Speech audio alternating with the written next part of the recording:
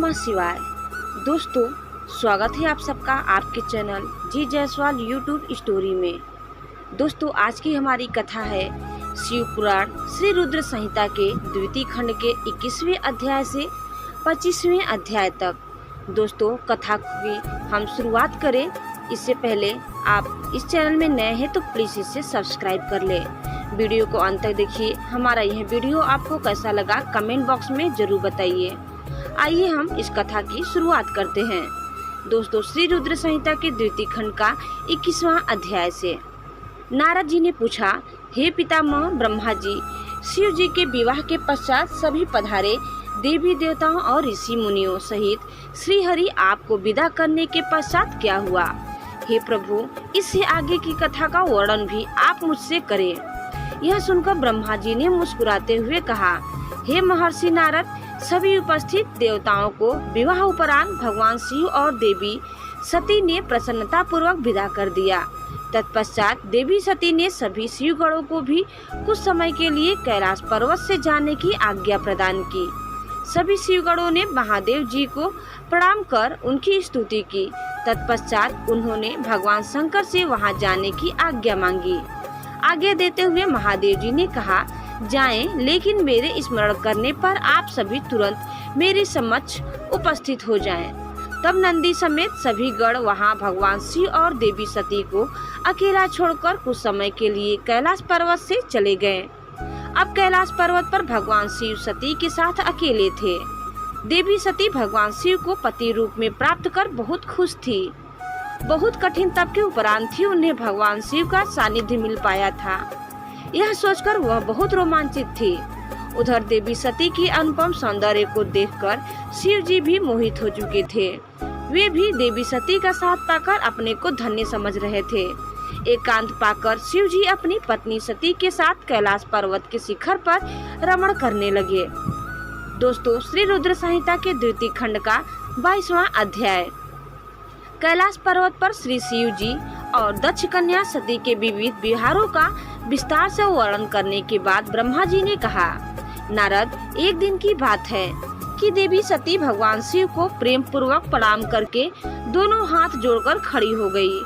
उन्हें चुपचाप खड़े देखकर भगवान शिव समझ गए कि देवी सती के मन में कुछ बात अवश्य है जिसे वह कहना चाह रही हैं। तब उन्होंने मुस्कुराकर देवी सती से पूछा कि हे प्राण वत्सला, कहिए आप क्या कहना चाहती हैं? यह सुनकर देवी सती बोली, हे भगवान, वर्षा ऋतु आ गई है। चारों ओर का वातावरण सुंदर व मनोहारी हो गया है। हे देवाधिदेव, मैं चाहती हूँ कि कुछ समय हम कैलाश पर्वत से दूर पृथ्वी पर या हिमालय पर्वत पर जाकर रहें।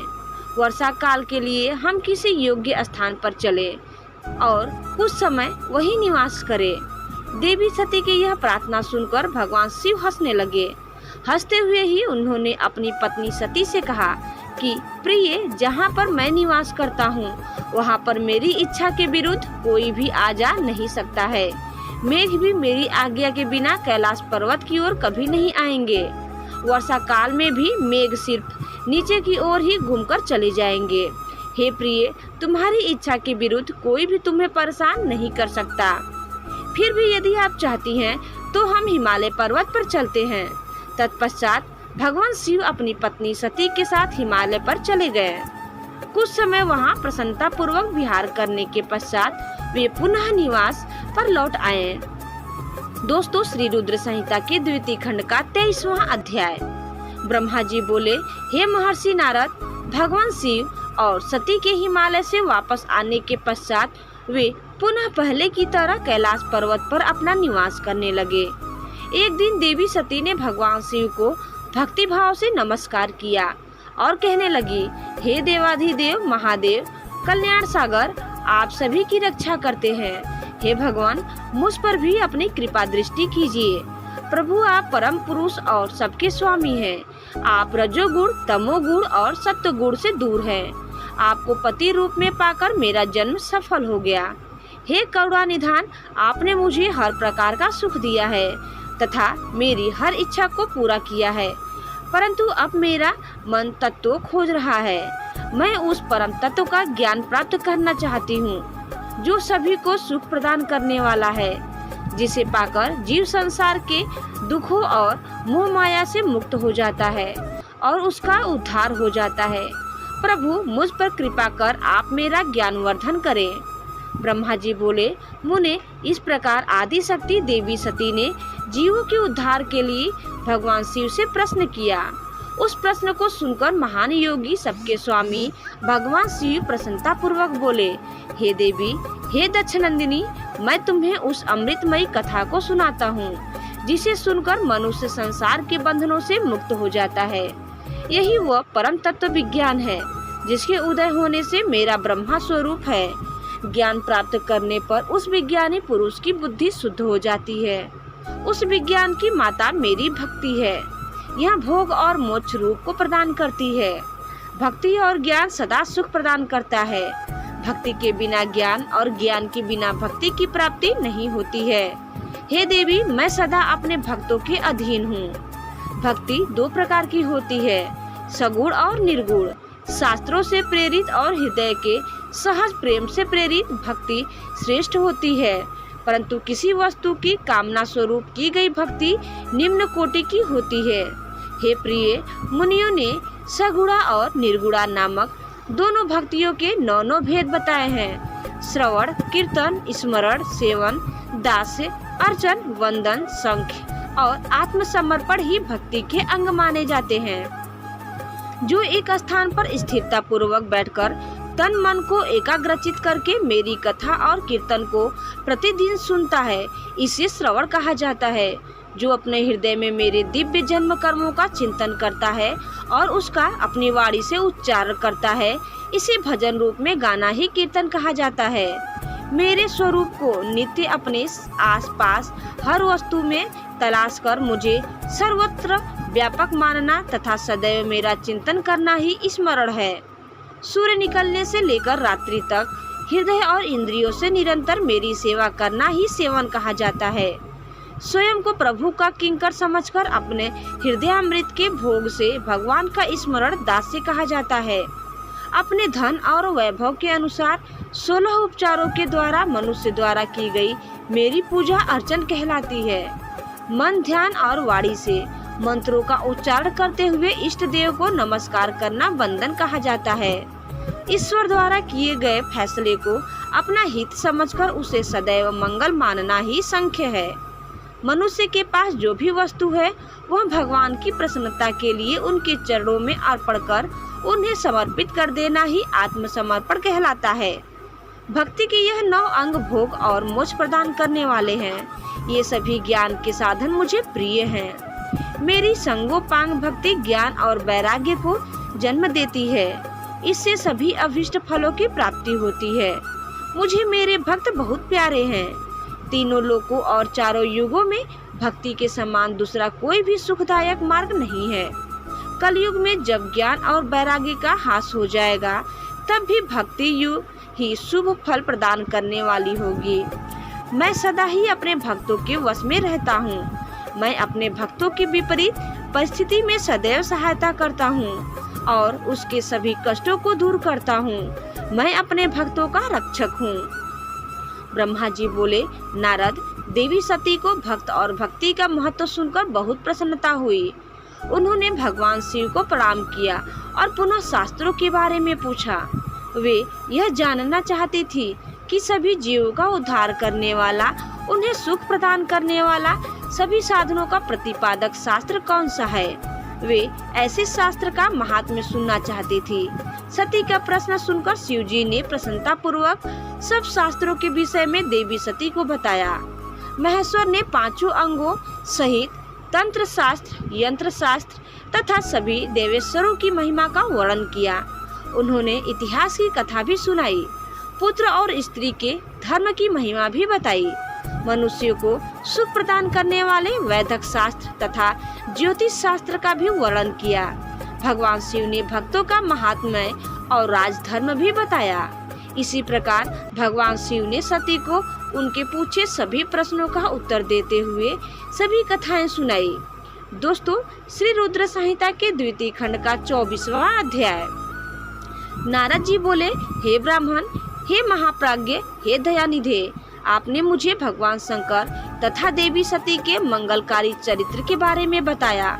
हे प्रभु, मैं देवाधिदेव जी का सपत्नीक यश वर्णन करना यानी सुनना चाहता हूँ। कृपया आप यह बताइए कि तत्पश्चात शिव जी व सती ने क्या किया। उनके सभी चरित्रों का वर्णन मुझसे करे। ब्रह्मा जी ने कहा, मुने, एक बार की बात है कि सती जी को अपने पति का वियोग प्राप्त हुआ। यह वियोग भी उनकी लीला का ही रूप था, क्योंकि इनका परस्पर वियोग तो हो ही नहीं सकता है। यह वाणी और अर्थ के समान है। यह शक्ति और शक्तिमान है तथा चित्र स्वरूप है। सती और शिव तो ईश्वर है। वे समय समय पर नई नई लीलाएं रचते हैं। सूत जी कहते हैं, महर्षियों, ब्रह्मा जी की बात सुनकर नारद जी ने ब्रह्मा जी से देवी सती और भगवान शिव के बारे में पूछा कि भगवान शिव ने अपनी पति सती का त्याग क्यों किया। ऐसा किस लिए हुआ कि स्वयं वर देने के बाद भी उन्होंने देवी सती को छोड़ दिया। प्रजापति दक्ष ने अपने यज्ञ के आयोजन में भगवान शिव को निमंत्रण क्यों नहीं दिया और यज्ञ स्थल पर भगवान शंकर का अनादर क्यों किया। उस यज्ञ में सती ने अपने शरीर का त्याग क्यों किया तथा इसके पश्चात वहाँ पर क्या हुआ। हे प्रभु, कृपा कर मुझे इस विषय में सविस्तार से बताइए। ब्रह्मा जी बोले, हे महाप्राज्ञ नारद, मैं तुम्हारी उत्सुकता देखकर तुम्हारी सभी जिज्ञासाओं को शांत करने के लिए तुम्हें सारी बातें बताता हूँ। ये सभी भगवान शिव की ही लीला है। उनका स्वरूप स्वतंत्र और निर्विकार है। देवी सती भी उनके अनुरूप ही है। एक समय की बात है, भगवान शिव अपनी प्राण प्रिया पत्नी सती के साथ अपनी सवारी नंदी पर बैठकर पृथ्वीलोक का भ्रमण कर रहे थे। घूमते घूमते वे दंडकारण्य में आ गए। उस वन में उन्होंने भगवान श्री राम को उनके भ्राता लक्ष्मण के साथ जंगलों में भटकते हुए देखा। वे अपनी पत्नी सीता को खोज रहे थे, जिसे लंका का राजा रावण उठा ले गया था। वे जगह जगह भटकते हुए उनका नाम पुकार कर उन्हें ढूंढ रहे थे। पत्नी के बिछुड़ जाने के कारण श्री राम अत्यंत दुखी दिखाई दे रहे थे। उनकी कांति फीकी पड़ गई थी। भगवान शिव ने वन में राम जी को भटकते देखा, परंतु उनके सामने प्रकट नहीं हुए। देवी सती को यह देखकर बड़ा आश्चर्य हुआ। वे शिव जी से बोली, हे सर्वेश, हे करुणानिधान सदाशिव, हे परमेश्वर, ब्रह्मा विष्णु सहित सभी देवी देवता आपकी ही सेवा करते हैं। आप सबके द्वारा पूजित हैं। वेदांत और शास्त्रों के द्वारा आप ही निर्विकार प्रभु हैं। हे नाथ, ये दोनों पुरुष कौन हैं? ये दोनों विरह व्यथा से व्याकुल रहे हैं। ये दोनों धनुर्धर वीर जंगलों में क्यों भटक रहे हैं? भगवान, इनमें ज्येष्ठ पुरुष की अंग कांति नील कमल के समान श्याम है। आप उसे देखकर इतना आनंद विभोर क्यों हो रहे हैं? आपने प्रसन्नता पूर्वक उन्हें प्रणाम क्यों किया? स्वामी, कभी भक्त को प्रणाम नहीं करता। हे कल्याणकारी शिव, आप मेरे संशय को दूर कीजिए और मुझे इस विषय में बताइए। ब्रह्मा जी बोले, नारद, कल्याणमयी आदि शक्ति देवी सती ने जब भगवान शिव से इस प्रकार प्रश्न पूछने आरंभ किए तो देवों के देव महादेव भगवान शंकर हंसकर बोले, देवी सती, यह सभी तो पूर्व निर्धारित है। मैंने उन्हें दिए गए वरदान स्वरूप ही उन्हें नमस्कार किया था। ये दोनों भाई सभी वीरों द्वारा सम्मानित हैं। इनके शुभ नाम श्री राम और लक्ष्मण है। ये सूर्यवंशी राजा दशरथ के पुत्र हैं। इनमें गोरे रंग के छोटे भाई साक्षात शेष के अंश हैं तथा उनका नाम लक्ष्मण है। बड़े भाई श्री राम भगवान विष्णु का अवतार है। धरती पर इनका जन्म साधुओं की रक्षा और पृथ्वीवासियों के कल्याण के लिए ही हुआ है। भगवान शिव की ये बातें सुनकर सती को विश्वास नहीं हुआ। ऐसा विभ्रम भगवान शिव की माया के कारण ही हुआ था। जब भगवान शिव को यह ज्ञात हुआ कि देवी सती को उनकी बातों पर विश्वास नहीं हुआ है, तो वे अपनी पत्नी दक्ष कन्या सती से बोले, देवी, यदि तुम्हें मेरी बातों पर विश्वास नहीं है तो तुम स्वयं श्री राम की परीक्षा ले लो। जब तक तुम इस बात से आश्वस्त न हो जाओ कि वे दोनों पुरुष ही राम और लक्ष्मण हैं और तुम्हारा मोह न नष्ट हो जाए तब तक मैं यही बरगद के नीचे खड़ा हूँ। तुम जाकर श्री राम और लक्ष्मण की परीक्षा लो। ब्रह्मा जी बोले, हे महामुनि नारद, अपने पति भगवान शिव की वचन सुनकर सती ने अपने पति का आदेश प्राप्त कर श्री राम लक्ष्मण की परीक्षा लेने की ठान ली। परंतु उनके मन में बार बार एक ही विचार उठ रहा था कि मैं कैसे उनकी परीक्षा लूं। तब उनके मन में यह विचार आया कि मैं देवी सीता का रूप धारण कर श्री राम के सामने जाती हूँ। यदि वे साक्षात विष्णु का अवतार हैं तो वे मुझे आसानी से पहचान लेंगे, अन्यथा वे मुझे पहचान नहीं पाएंगे। ऐसा विचार कर उन्होंने सीता का वेश धारण कर लिया और राम जी के समक्ष चली गई। सती ने ऐसा भगवान शिव की माया से मोहित होकर ही किया था। सती को सीता के रूप में देखकर राम जी सब कुछ जान गए। वे हंसते हुए देवी सती को प्रणाम करके बोले, हे देवी सती, आपको मैं नमस्कार करता हूँ। हे देवी, आप तो यहाँ हैं, परंतु त्रिलोकीनाथ भगवान शिव कहीं भी दिखाई नहीं दे रहे हैं। बताइए देवी, आप इस निर्जन वन में अकेली क्या कर रही हैं? और आपने अपने परम सुंदर और कल्याणकारी रूप को त्याग कर यह नया रूप क्यों धारण किया है? श्री रामचंद्र जी की बातें सुनकर देवी सती आश्चर्यचकित हो गयी। तब वे शिव जी की बातों का स्मरण कर तथा सच्चाई को जानकर बहुत शर्मिंदा हुई और मन ही मन अपने पति भगवान शंकर के चरणों का स्मरण करती हुई बोली, हम अपने पति करुणानिधान भगवान शिव तथा अन्य पार्षदों के साथ पृथ्वी का भ्रमण करते हुए इस वन में आ गए थे।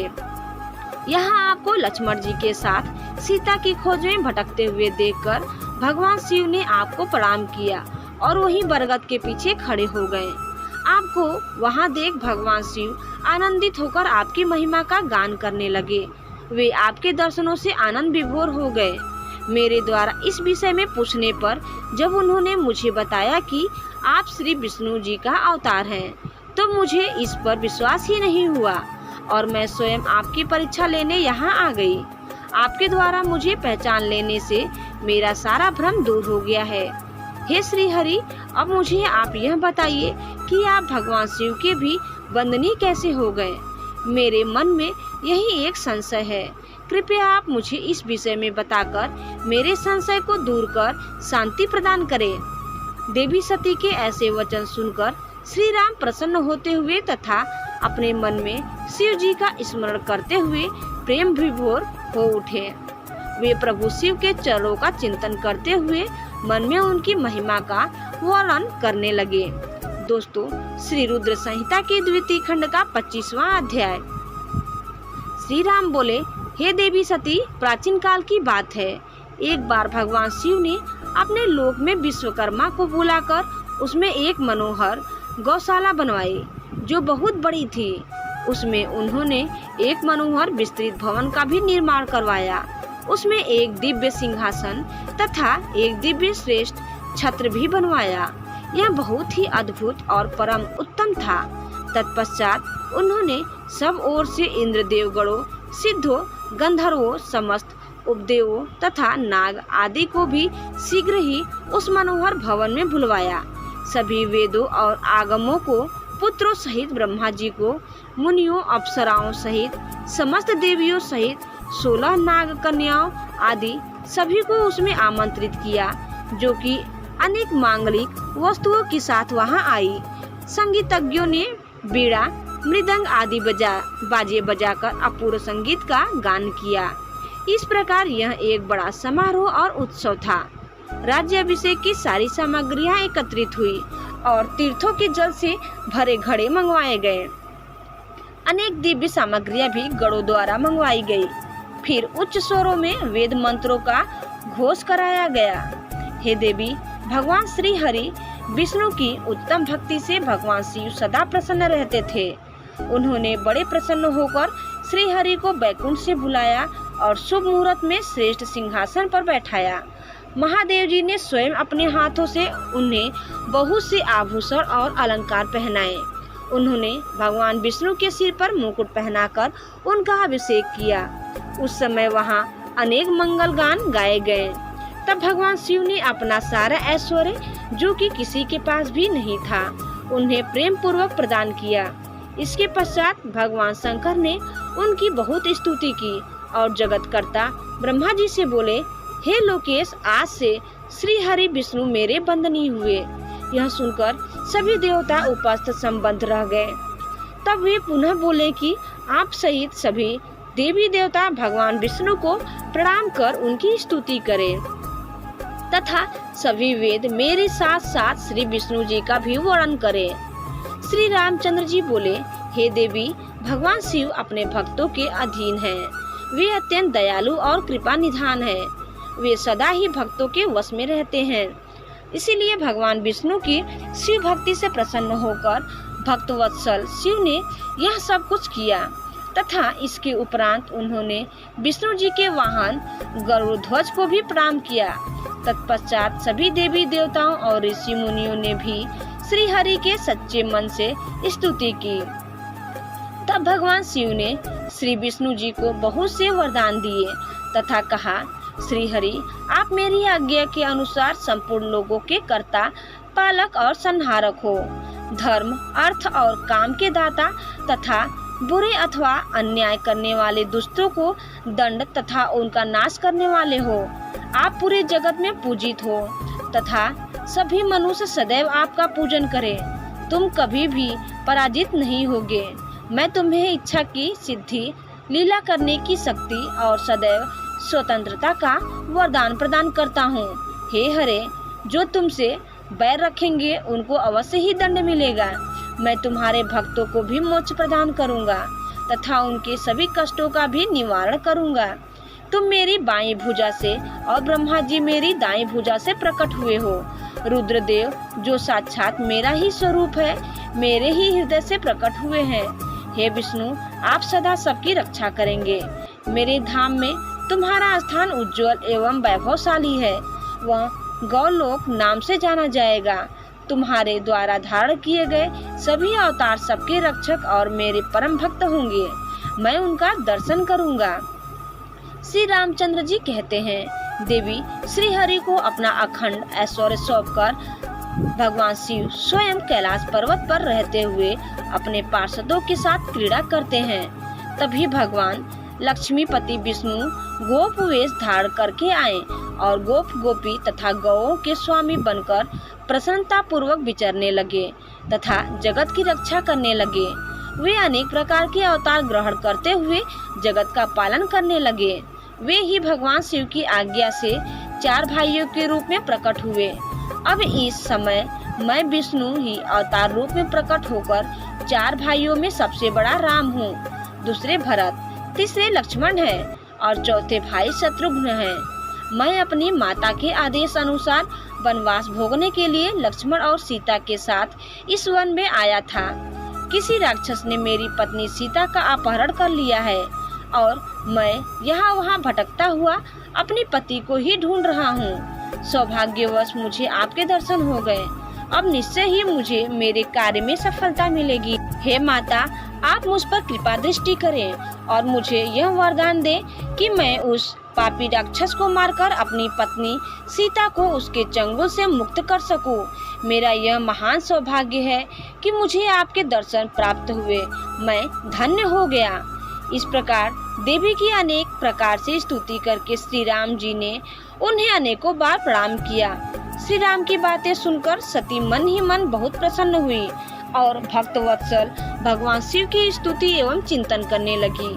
अपने भूल पर उन्हें लज्जा आ रही थी। वे उदास मन से शिव जी के पास चल दी। वे रास्ते में सोच रही थी कि मैं अपने पति महादेव जी की बात न मानकर बहुत बुरा किया और श्री राम जी के प्रति भी बुरे विचार अपने मन में लाई। अब मैं भगवान शिव को क्या उत्तर दूंगी? उन्हें अपनी करनी पर बहुत पश्चाताप हो रहा था। वे शिव जी के समीप गई और चुपचाप खड़ी हो गई। सती को इस प्रकार चुपचाप और दुखी देखकर भगवान शंकर ने पूछा, देवी आपने श्री राम की परीक्षा किस प्रकार ली? यह प्रश्न सुनकर देवी सती चुपचाप सिर झुकाकर खड़ी हो गई। उन्होंने शिव जी को कोई उत्तर नहीं दिया। वे असमंजस में थी कि क्या उत्तर दे, लेकिन महायोगी शिव ने ध्यान से सारा विवरण जान लिया और उनका मन से त्याग कर दिया। भगवान शिव ने सोचा, अब यदि मैं सती को पहले जैसा ही स्नेह करूं तो मेरी प्रतिज्ञा भंग हो जाएगी। वेद धर्म के पालक शिव जी ने अपनी प्रतिज्ञा पूरी करते हुए सती का मन से त्याग कर दिया। फिर सती से कुछ न कहकर वे कैलाश की ओर बढ़े। मार्ग में सबको विशेषकर सती जी को सुनाने के लिए आकाशवाणी हुई कि महायोगी शिव आप धन्य हैं, आपके समान तीनों लोक में कोई भी प्रतिज्ञा पालक नहीं है। इस आकाशवाणी को सुनते ही देवी सती शांत हो गई, उनकी कांति फीकी पड़ गई। तब उन्होंने भगवान शिव से पूछा, हे प्राणनाथ, आपने कौन सी प्रतिज्ञा की है, कृपया आप मुझे बताइए। परंतु भगवान शिव ने विवाह के समय भगवान विष्णु के समक्ष जो प्रतिज्ञा की थी उसे सती को नहीं बताया। तब देवी सती ने भगवान शिव का ध्यान करके उन सभी कारणों को जान लिया जिसके कारण भगवान ने उनका त्याग कर दिया था। त्याग देने की बात जानकर देवी सती अत्यंत दुखी हो गई। दुख बढ़ने के कारण उनकी आंखों में आंसू आ गए और वह सिसकने लगी। उनके मनोभावों को समझकर और देवी सती की ऐसी हालत देखकर भगवान शिव ने अपनी प्रतिज्ञा की बात उनके सामने नहीं कही। तब सती का मन बहलाने के लिए शिव जी उन्हें अनेकानेक कथाएं सुनाते हुए कैलाश की ओर चल दिए। कैलाश पर पहुंचकर शिव जी अपने स्थान पर बैठकर समाधि लगाकर ध्यान करने लगे। सती ने दुखी मन से अपने धाम में रहना शुरू कर दिया। भगवान शिव को समाधि में बैठे बहुत समय बीत गया। तत्पश्चात शिव जी ने अपनी समाधि तोड़ी। जब देवी सती को पता चला तो वे तुरंत शिव जी के पास दौड़ी चली आई।